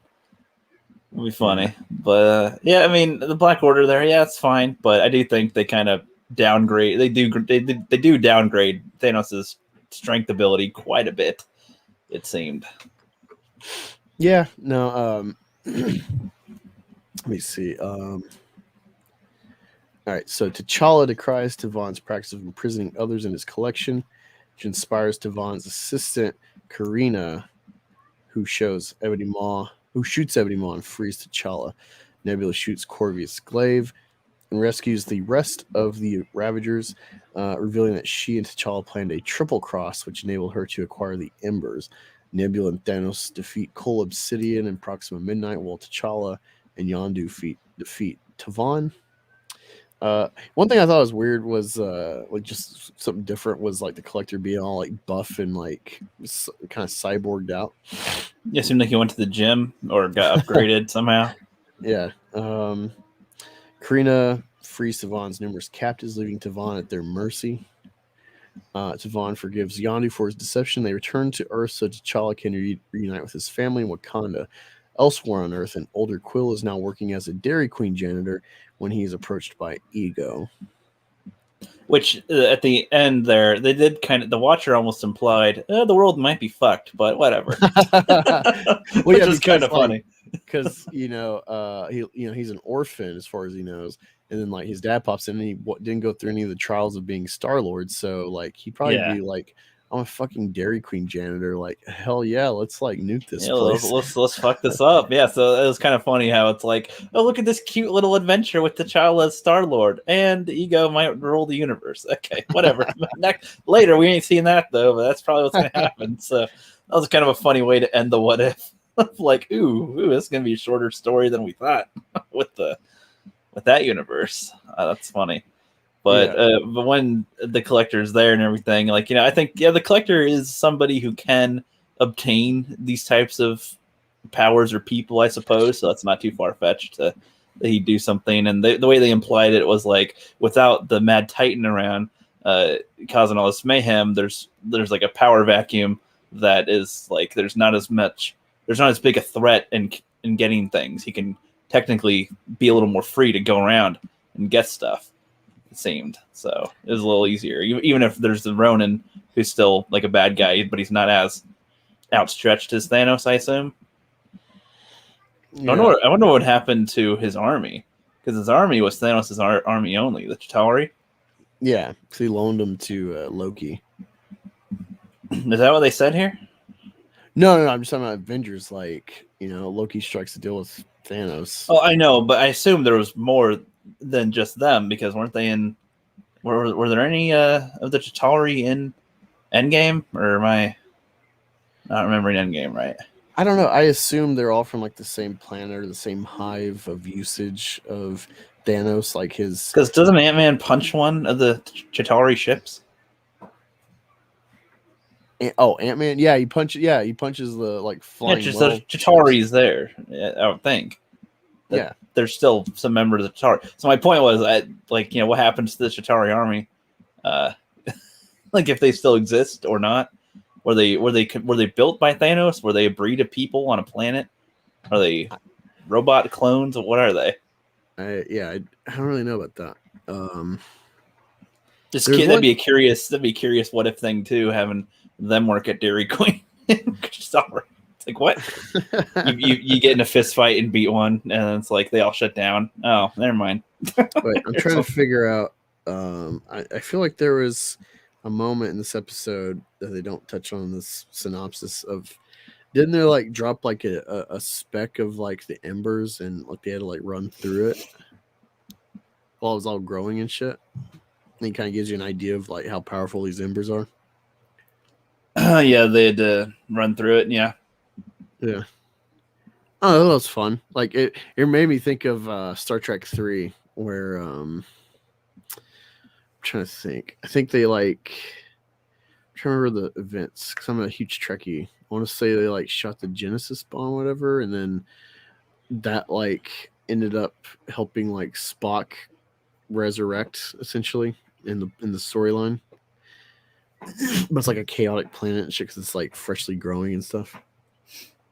See, I don't know. I thought that the ember idea that just like a couple ounces or an ounce could like restore life to a whole planet. That's kind of dumb.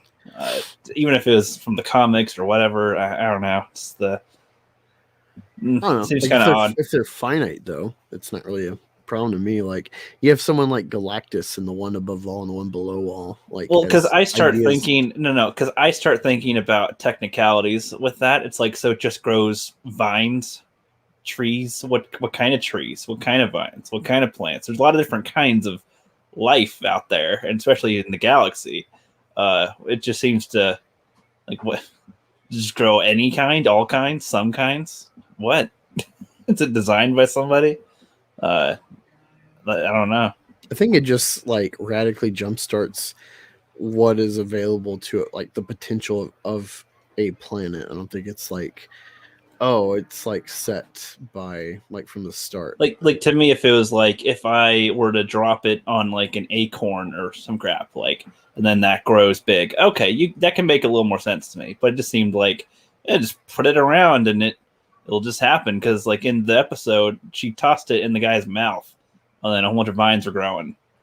I don't know what. I don't know. I think you get hung up So- on these most minute little details. Well, I'm like- just pointing out something that happened that I think is kind of a flaw, and I'm seeing if you agree No, or I'm not. just like, you're like, well, like what kind, this and that, how, and it's like you're watching a series that's got a guy that like shrinks and morphs into a giant, you know, with like science goo and like a little discus in his belt, so like Ant-Man, you know. So it's like, yeah, but I know, but I mean, how realistic do you need it? No, guy? well, hold on. But I'd say, okay, well, let's put that on a scale, though, Angus. So it's like a guy who can grow real tall and a thing that can give life to a whole planet. Very different scale of effect here is what I'd say. Like, you know, oh, I can grow compared to can restore life to a whole planet. No. Well, okay, but like when you're thinking about these details, it's like in Ant-Man, he's got like, oh, I can like fling this little discus and make something turn really tiny or really big. But it's like, how does it know to? Wait, just listen, by the way, I think that's dumb too. well, I'm saying like I buy it, but it's like in reality, it's like, how does the thing know to turn like a whole entire, how many thousands of like pieces and bolts and stuff, like tank, tiny or giant, versus like one piece of that contraption, versus like in episode 3, the Ant-Man gear is key, and they kill Hulk by having like an Ant-Man person slip in and throw one of these like morph discs onto his heart specifically, and his heart like blows up from the inside out because it morphs to giant, but not all of Hulk. But like if I hit a fridge with one of these, the whole fridge would morph bigger tall or bigger small, you know. So it's like there's not a consistency in that regard, but it's like generally I don't care. Like this is ridiculous sci-fi we're talking about. Yeah, and that's fine. But I would just, you So know, like for well, see, like my thing would be within our my thing would be you admitted there's an inconsistency. That's all Yeah. I'm going for, is that you're not going, it's perfect. Shut up. It's like, no, it's flawed, and I like it, but it's fine because of what it is. So you know, yeah, whatever. no, I see That's this. and it's like, different, because some people will not admit there's anything. No, it's perfect. It's great. You're just trying. No, I'm like, no, I'm just simply pointing out there's a problem. I'm not saying that that's like the worst thing ever, and that that there's nothing good to take from any of this. I'm just pointing out one thing. Yeah, no, well, but for my point is like, I see that, and I can see the inconsistency with like that one thing, but then it's like, all right, so this is in a generally like the world's been the same, aside from like Captain America up until like 08 with Iron Man. This is like the drastic starting point of different shit that we know of as like a common collective Earth-based, you know, life, sentient life, and like everything else is kind of expanding exponentially after the fact that we kind of start showing our power to the universe. You know, the universe starts taking notice of us. And my thing is like, okay, if that's like the case, then it's not so far-fetched that this huge cosmic ideas you got, like, oh yeah, this, like, apparently finite powder, you know, can like accelerate like ecological life on a planet, you know, terraform it. It's like, okay, whatever.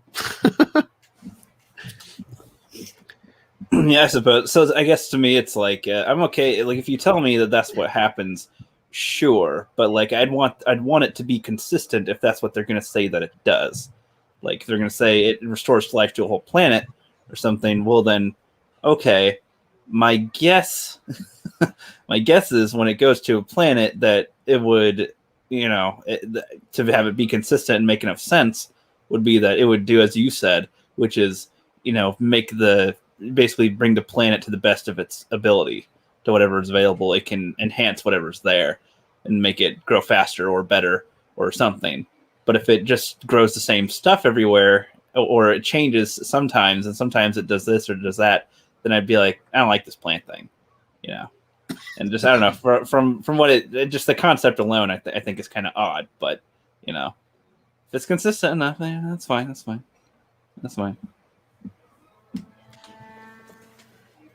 Because then like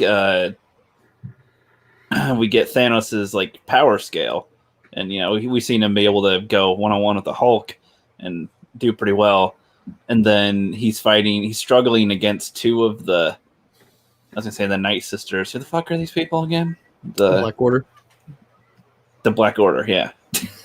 He's struggling against two of them, which I'm not saying he can't get damaged. I think it'd be fine if he sustains some injuries or, has a little bit of some pushback, of course. Don't give them any something. Or if there was something to imply that they had more enhancements or strength increase of some kind, that'd be more acceptable, I think. But just seeing how their power scale was in the Avengers and then how they are here, it seems off. Like if they were to have Black Widow be able to all of a sudden, drop kick the Hulk and make him fly into the wall, you'd be like, wait, what the fuck is that? Oh, shut up. Shut up. It's Black Widow. She's a super spy. She can do that. It's like, no. How does she get like a quarter of the super serum in the leg, so it's like at least Captain America level, but for some reason she jacked it up. I don't fucking know. Like, it'd be stupid, but maybe you can come up with something, but you know what I mean? Like if you just, no, shut up, she could do it. I'd be like, no, she can't.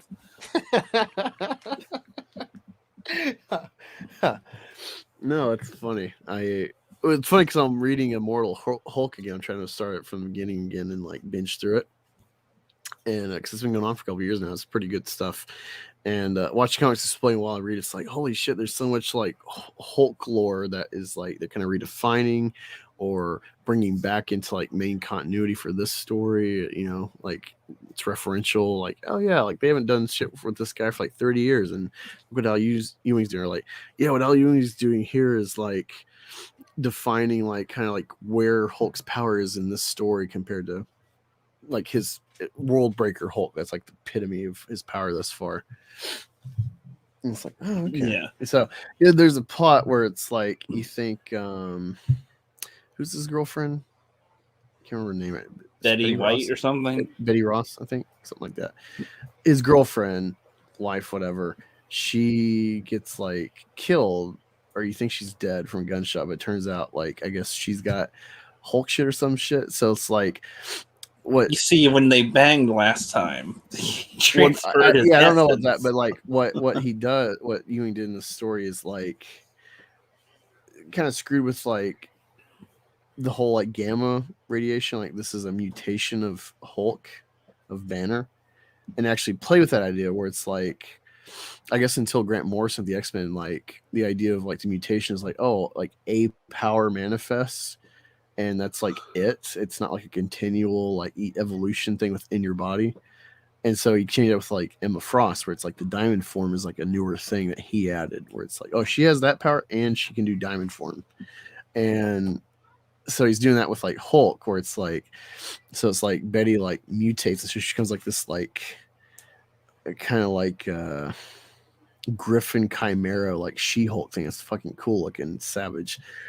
Just check it out, it's pretty cool. I can't remember why, like what the backstory is to how she has that, but cool as shit. Yeah. Yeah, suppose so. One of these days.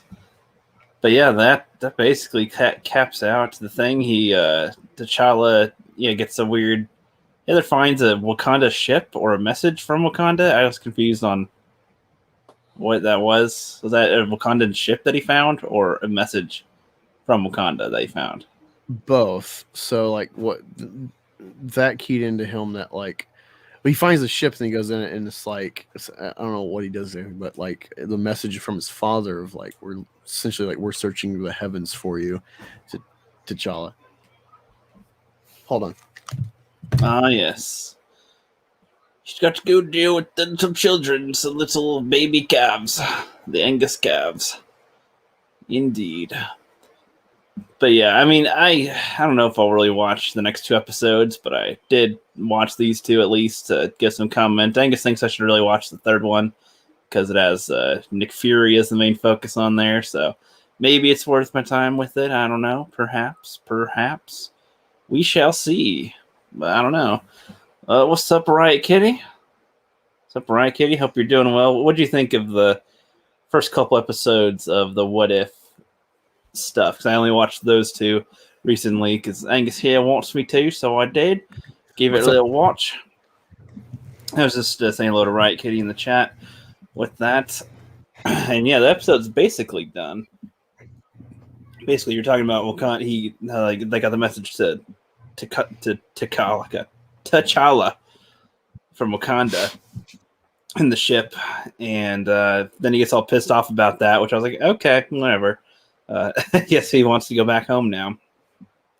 Yeah, well, Yondu kind of lied about like Wakanda's like gone, which I thought was like I thought that was going to be truthful. And so I was like, oh yeah, me shit. too. Like, that would have been interesting. He ended up saving T'Challa. You know, he's kind of like a mini Superman in this universe with Wakanda. He's like the last Wakandan.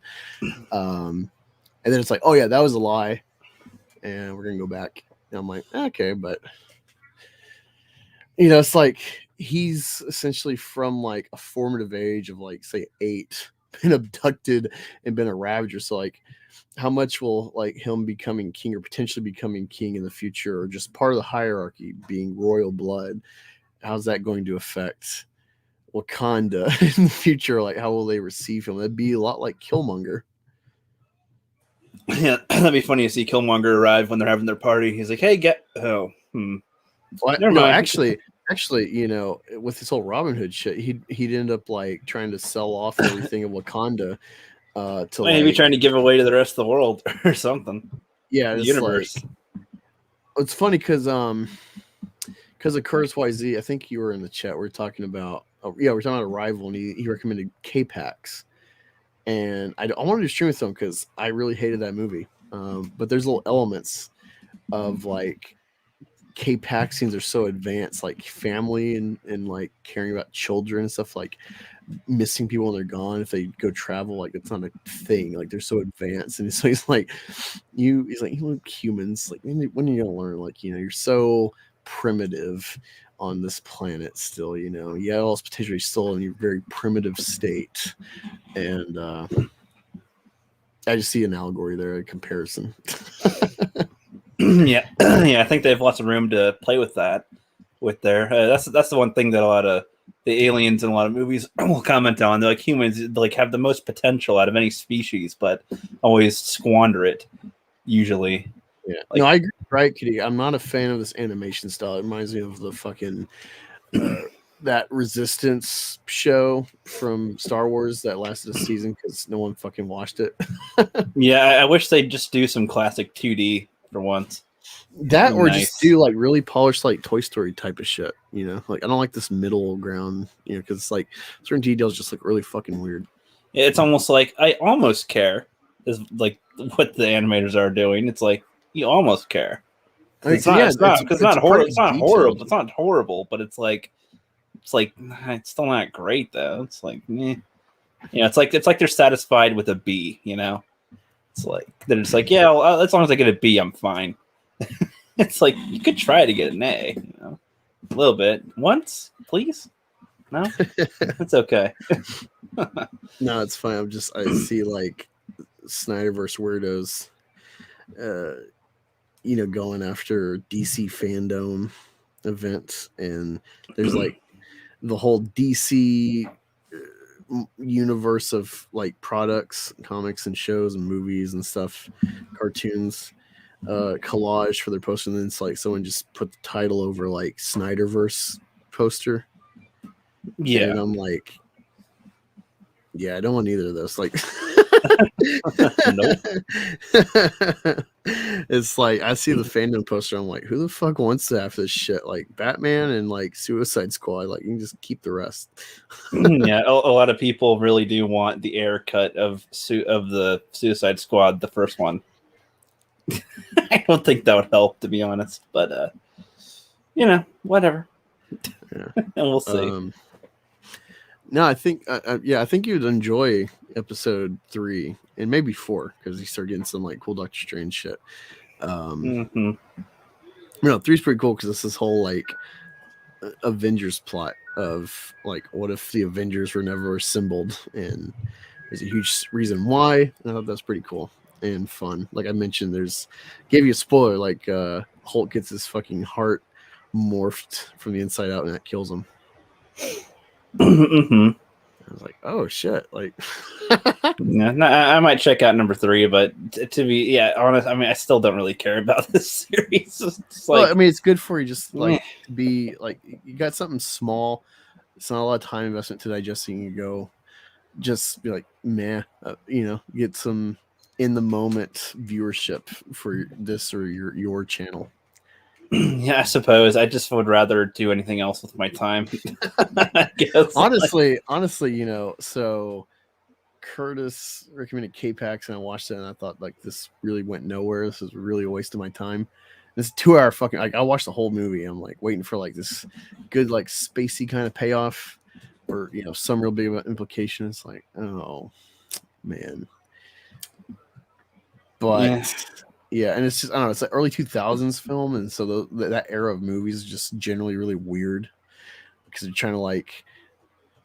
It's like there's kind of like these phases of film. And it's like the late 90s kind of influence shit to be like, oh, we're cool, and then getting out of that, just trying to like be normal.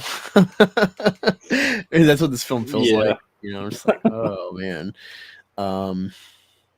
But yeah, after that, I had a really good palate cleanser of Brad Pitt in a film I wanted to see in theaters. This is around when the scamdemic was kicking off. Ad Astra.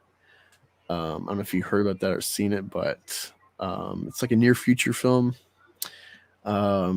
Space travel's been pretty well figured out for us, and like especially Brad Pitt's like in like the space command. He's a major, and he's like really cool under pressure, but like he has like no real personal life. He just kind of sticks to like his duties. And you find out his dad, Tommy Lee Jones, was an astronaut before him who led this like ambitious mission to like go past like the border of our solar system to try to like find signs of like extraterrestrial life. And it's gone haywire and shit's going crazy on Earth because of this mission. And so he has to like try to find him or be part of trying to find him if he's still alive. And I thought it was pretty cool because like the moon's been fairly well colonized. You got like these like disputed land mining area and stuff on the moon. And so you got like kind of like Mad Max, kind of like raiders on like lunar like vehicles chasing you and shit, or like you never you get ambushed. And it's like, oh, it's pretty cool. And it had like some gravity kind of moments where you're feeling like, oh shit, like you only got one shot with this thing, or like, oh, you gotta worry about your air supply. Like, I don't know, it's pretty good. I thought it was just a good, slow, palate cleansing film. Yeah, I might check that out at some point. One of these days again. Another one. But yeah, as far as Marvel, I don't know if anything's gonna get me back into wanting to see anything. Well, like, I don't care right now. Let me ask you this: what like hooked you from the start? Like, how were you like, ooh, I want to watch Marvel? Iron Man. That was the first one. That was the first time I had like visible interest in wanting to check out anything comic booky ish. Wait, you never watched like the reruns like Batman the animated series? No. Oh man. I think before that I saw some of the Batman movies, but those were nothing that made me went, gee, I want to see more of this stuff. Like I was always like, oh, those exist. Okay, whatever. And never saw the Superman ones. Never saw any. Superman pretty sucks. much the majority of the DC ones. I think I saw Daredevil 2003. I kind of liked that one, but again, I wasn't interested to check anything out at the time. And then when I saw Iron Man in theaters, I was like, dude, this is pretty freaking cool. This is all right. This is pretty awesome. Sweet. More of that, please. And then they made the whole MCU. And now they're at a point where nothing is really grabbing me. And I don't know what could pull me back in. No idea. Yeah, no, I it's weird for me because like I'm at a point where it's like, yeah, I want shit like Loki. Like, even though Spider-Verse got some cool implications, like I'm just like, with everything you're throwing at me, I still am just like, yeah, just give me like Loki. Like, I just like this like fairly kind of action-wise quiet, like more philosophical, like, hey, time travel and like timelines and stuff, like this concept in this, medium, and like let's put on film, let's play with it. I'm like, this is fun, yeah, so I think they're definitely in a weird spot, and they put themselves in a corner trying to like continue such a long series that it's literally been over a decade and had a finale moment, but working with material that's like, essentially ever going, even with reboots and stuff. It's ever continual. So see how that works with like, so, it's one thing doing comics where it's like, you really just invest in like a few $1,000 at a time with like, hey, let's try this. Oh, that didn't work. Okay, let's just ignore that. New writer, whatever. It's not like, sure, you're shelling out money. Like if you're just an everyday guy like me working in a factory, it's like, man, it's a lot of money personally, but it's chump change for these companies versus like movies. Like, hey, let's spend like $200 million on maybe this will make money. Right. What's the Superman TAS? TAS. The original, the animated series. So like kind of Batman. Okay. Yeah. Yeah, I mean, I watched the Justice League animated series again older. This was after seeing Iron Man, and once I had Netflix, I think, is on Netflix for a little while. It might still be on there. I'm not sure. It's probably just on HBO now. Yeah, probably now, but for a while when it was on Netflix. Yeah, you got HBO. Yeah. You gotta start watching some Batman because like it's cool. Like I love the Dark Knight trilogy, and I've read like some of the key Batman stories. So watching the animated series, it's like, oh shit! Like I'm watching like 20-minute snippets of like getting like the same tone. Like, hey, like I know that thing from like later shit. And it's like it was here all along. Like, holy shit, like just like little subtle hints and not even Easter eggs, just like tone and stuff, things you appreciate and like good adaptations. It's like, I don't know, it's just really cool to see like, oh yeah, they actually did this really well back then in a 20-minute format.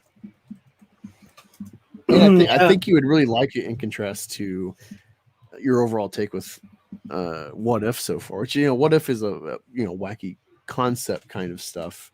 Let's like tweak one event and how can you play with it. So it's not like a straight 1-to-1 comparison, but like this is like you can chunk it however you want, and I think you'd really enjoy like, especially a cartoon. It's not like pew pew pow pow being zip zap all fucking day. It's really slow moments, like build up and stuff. So well, that's good. I could use a little more of that lately. So yeah, I'm kind of sick of the pow pow pew pew all the time. I'm like, seeing people punch and kick things aren't the main grabbing point for me anymore. Like it's cool to see, and depending on what the character is doing or why they do it, but just in general, it's not too exciting. Yeah, I'm definitely going to go see Eternals. I'm interested. Not that I'm like flabbergasted about the trailers, but just like who they are, and how like the potential Celestials and with the X-Men, or at least tidbits finally in the MCU really getting into X-Men stuff. I'm like, yes, finally. Because I want to see like that. One of the problems I have reading X-Men in any era is like they're usually written aware of like the full comic universe of other characters. And it never makes sense that people are like, yippee, Fantastic Four with their cosmic radiation morphing them into these freaks. But like they get like their own towers, like what Baxter Building, and everyone's just like, yeah, Fantastic Four. Or like Spider-Man's bitten by a radioactive spider, and he's a vigilante, so he's like a criminal, but like people seem to generally like him. despite the media slant by the Daily Bugle. Avengers generally, you got like a god, and you got the Hulk, which can do destruction, but like he's part of the heroes. Yeah, like all these facets of the Marvel Comics universe that like people generally in the world buy into these heroes. But then the X-Men like those fucking mutant freaks. They're gonna, it's in the water. You gotta like not look out for them. Like they're kind of written to be like their own universe, but they're in something bigger. And so like that's something that's like I've always read is like a problem narratively. It doesn't match with the rest. Well, and so I like them to finally do that in a movie where like they actually kind of address that like hint, that note that like seems kind of glossed over. Well, I mean, technically, so the Inhumans, I'm not talking about the movie, but like the Inhumans were in Agents of S.H.I.E.L.D., and they're essentially mutants, but alien mutants or whatever. And, it's kind of interesting seeing what happens with them a little bit. I think the way they did it was all right in the Agents of S.H.I.E.L.D. show.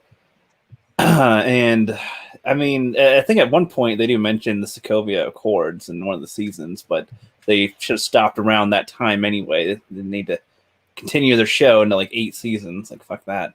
But they, I don't know. In a way, they already have precedent to start that. But with the Sokovia Accords, if they were to do the X-Men, that'd be interesting to have them start with that concept in place. You got to let people know if you have powers, essentially, if you're going to try to be a hero. Yeah. Can you hear me? I mean, wouldn't you think so? Like, if the I don't know. if they started an X-Men movie and there's already the Sokovia Accords, and you have to let people know, if any superheroing, you gotta let people know, or you're gonna be taken down by like some other superpowered people. I don't know. Like the way that besides Scarlet Witch and Quicksilver, they don't really have a lot on the plate in the MCU for X-Men to make sense unless they like kind of pop up now. Aside from like Apocalypse, I guess King is kind of intertwined with the X-Men. I'm not sure. But the Eternals, like their involvement in the world is partially related to the X-Men, and it finally like taken off at some point and growing exponentially at some point, probably thanks to like the nuclear age. So I don't know. Like I'm interested to just see how they develop it, or if it's going to be like, oh yeah, they're not really a factor in this universe, but multiverse, like we'll have it intersect and they'll blend somehow. Different timelines that the X-Men are a factor here and now they're here. I don't know. I'm interested to see how they do it because of, if you're being honest, if like Marvel had the option for any character, they would have started with Fantastic Four, Spider-Man, or X-Men, all characters they couldn't touch legally for film. So they started with like D-list characters that, Thor and stuff, like they got Phantoms, they got long-running stories, but like they're not your go-to like, oh, let me whip this out to like start my universe. It'd be like if the Holy Trinity of DC was not available to start a series. You have to start with Aquaman or Green Lantern or something. It's like we already seen Green Lantern did not help take off the original attempt to start the DCU. Yeah, I suppose. New Bomb Turk says that the Eternals might bring forth the mutants. Yeah, no, that's why I'm excited to see it. It was like whatever, even if it's like only like Easter eggs and like, but there's something verifiable. Where it's like, oh yeah, they are finally doing this. This is from that. Like breakdown videos. Like I'm excited for that. Or if it's just really about the Celestials and getting more of like that kind of cosmic shit. Because I think with like something like Wakanda and the way they've developed it in the films, they're so like space age with like their tech that like them now open to the world, not just being isolated for their own use. This opens like a lot of like huge can of worms. They have like a whole civilization that can like do like Iron Man shit. Yeah, pretty much. And more. And just like like Chitauri remnants that like Vulture is messing with on Earth and stuff, and like people screwing. Like he made his own like Jimmy rigged garage weaponry and stuff. He made the Vulture suit thanks to this tech. So it's like you got so many little things added to this universe where it's like it's hard to like do grounded stories because all of this is at play, and there's no like, oh yeah, we just like erased all that, or like no one can touch it now, or we're going to like start back at ground zero. Like you can't really do that. And so I think that's why someone like Captain Marvel, while the Guardians, while the Celestials, with the Eternals, why these are things, or like Doctor Strange, where it's like, all right, we're on Earth at the Sanctum Sanctorum, and then we do interdimensional time shit. So you're not worried about like here on Earth, you know, you're getting away, so you don't have to address those factors for the story. I think that's another like thing that's going to hamstring the MCU, just the believability, because of like how much has been brought into this universe, and it's not been like restrained in certain ways that for like long-term storytelling. Yeah, pretty much. I mean, again, to me, I just don't see why they make more in this universe. It just seems like just you know, it's not no harm in quitting while you're doing all right, you know. It's kind of like, you know, sports with you know, like sure, I got something better, or maybe we just need to like reform, start from ground zero again, rebuild. But we got all these players with big checks, and it's not necessarily because they got like new actorship mostly, but like they kind of got like the same investment in place for it to keep going, instead of just like, all right, now we got like pretty much every piece available, like let's start fresh, you know. And they also know if like they start fresh and try to do woke shit from a fresh universe, then like, oh fuck, we can't bring them in, versus if it's like tied to established characters, you know, iterations of characters like Junior and Evans and Hemsworth and so on. Sorry, coughing. Yeah, I think so. But I don't know. I think if they continued, I don't know. I just don't. It's just harder for me to care still. It's like, oh yeah, it's just another one in that universe, whatever. No, I do, you know, I'm interested in like certain, like Loki. I never expected, I didn't know what to expect from the show, and it started like, oh wow, I didn't know where this was going. I didn't know where each episode was going, and I loved it. I love the experience. It was something like fresh in this universe, and I don't know how often they can pull it off for like my taste, versus if they just clean slated and restarted with all this available, and maybe did like, you know, kind of mixing the maybe prequel Fox people and some of the established MCU people, and did like the multiverse stuff from kind of the get-go. Like that's a factor. It could work, but yeah, generally I just think we need to like clean slate. Well, I guess I could reiterate, or hold on. Sorry, lots of phlegm. I'm like, fuck.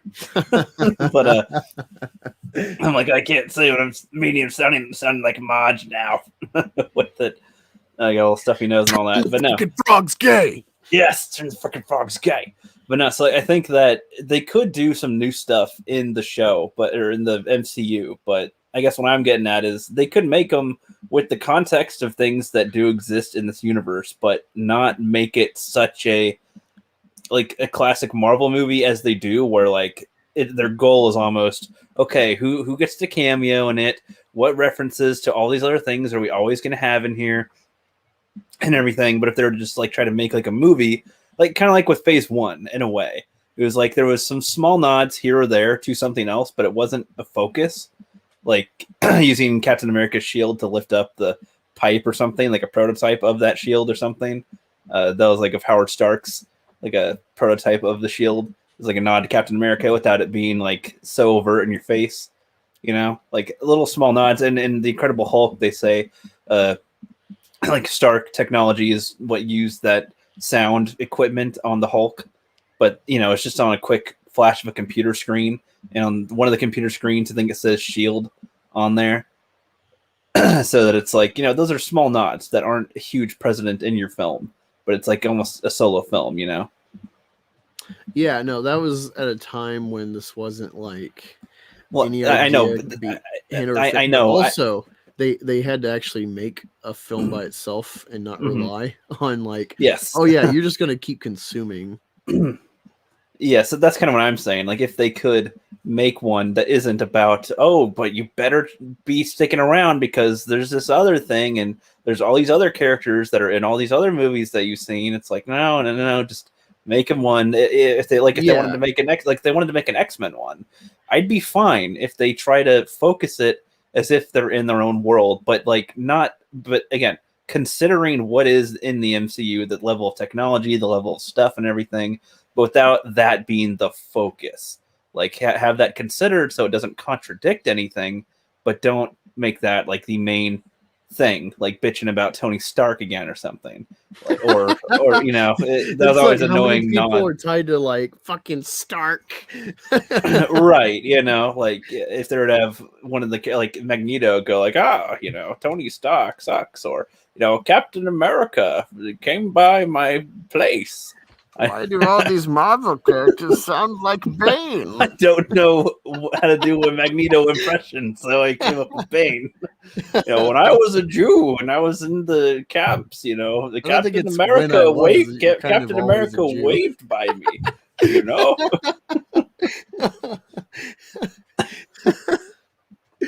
Or if they're to have one of the mutants or something go, do you think I can take on the Hulk in a arm wrestling contest? And be like, shut up. I don't care. Don't reference the Hulk, please. Just for once. No, sorry, I'm just thinking about Bane now. I love it when he's like, the shadows betray you because they belong to me. Such a good devilish line right there. Yes. I fucking love Bane. It's not even like I'm ironic or like some hips. Like, no, I legitimately love fucking Tom Hardy's Bane. It is good. It is funny. See, that'd be a funny what if. What if everybody was basically sounding? What if everybody talked like Bane? Or something? I'm Agent Peggy Carter. Steve Rogers, you owe me a dance.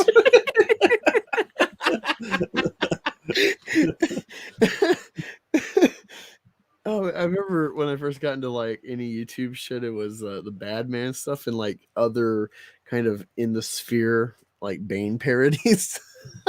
Yes, that's like, very good, boy. One of them was like they're having like an office party and Bane works there, and he's like pretending to like eat M&Ms and just like throwing them out his mask. Jarvis, there seems to be a nude lady outside my door. Would you please fetch us some clothes and make us some wine? Yes, thank you, Jarvis. Yeah, Tim, I don't know. I guess just for like all out, like, holy shit, they did that. Like, yeah, 3 and 4. I don't know. I'm not like Loki made me like Doctor Strange more on rewatch, like the actual film. I do like him in Infinity War. He's not really in Endgame because of, you know, the phasing, but yeah, I would say Loki really helps out the first Doctor Strange. It makes me interested for 2, especially with Scarlet Witch tying in as well. But I don't know. Like, I thought it was cool, and it kind of made me think, like, holy shit, I was just talking to Rookie about this kind of stuff, and then this is the episode of like a key point, and it's like you can fuck with it. It's just going to keep happening. You know, this whole like idea of absolute points, which is like who, you know, you think about like Kang and like the timekeepers, like who defines these like absolute points in time. So it's just more like, you know, who's dictating like the Sanctum Sanctorum, like who started that, like why is that a thing? The protector of the Eye of Agamotto and stuff. I don't know. I don't know. I never asked.